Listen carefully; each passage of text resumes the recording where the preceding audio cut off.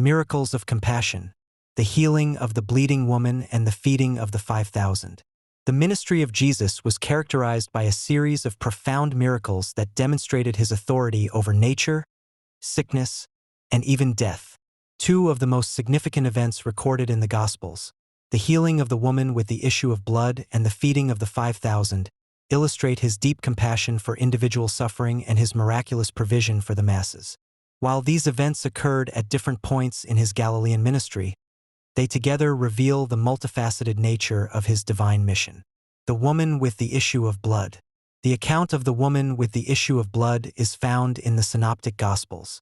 This miracle occurs while Jesus is on his way to the house of Jairus, a synagogue leader whose daughter was dying.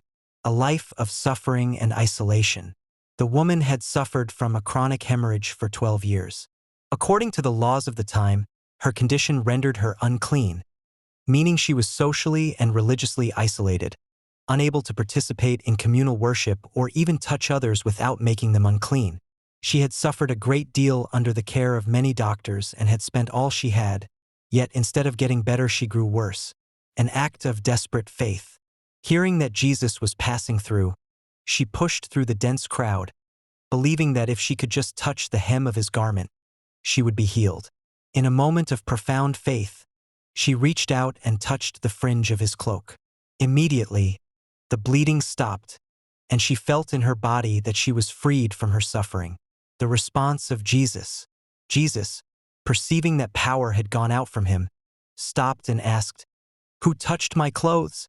Despite the disciples' confusion, given the large crowd pressing against him, Jesus insisted on identifying the person. Trembling with fear, the woman came forward and fell at his feet, confessing the truth. Jesus responded not with rebuke, but with tenderness. "Daughter, your faith has healed you. Go in peace and be freed from your suffering." The feeding of the 5,000. The feeding of the 5,000 is a landmark event, being the only miracle, aside from the resurrection, recorded in all four Gospels. A search for solitude. Following the news of the death of John the Baptist, Jesus sought a remote place by boat to be alone with his disciples. However, the crowds followed him on foot from the towns. When Jesus landed and saw the large gathering, he had compassion on them because they were like sheep without a shepherd, and he began to teach them and heal their sick. The problem of provision. As evening approached, the disciples urged Jesus to send the crowds away so they could buy food in the surrounding villages. Jesus replied, "You give them something to eat." The disciples were overwhelmed, noting that even 8 months' wages would not buy enough bread for everyone. Andrew, Simon Peter's brother, pointed out a young boy who had 5 small barley loaves and 2 small fish, though he added, "How far will they go among so many?" The miraculous multiplication. Jesus directed the people to sit down in groups on the grass. Taking the 5 loaves and the 2 fish, he looked up to heaven, gave thanks, and broke the loaves.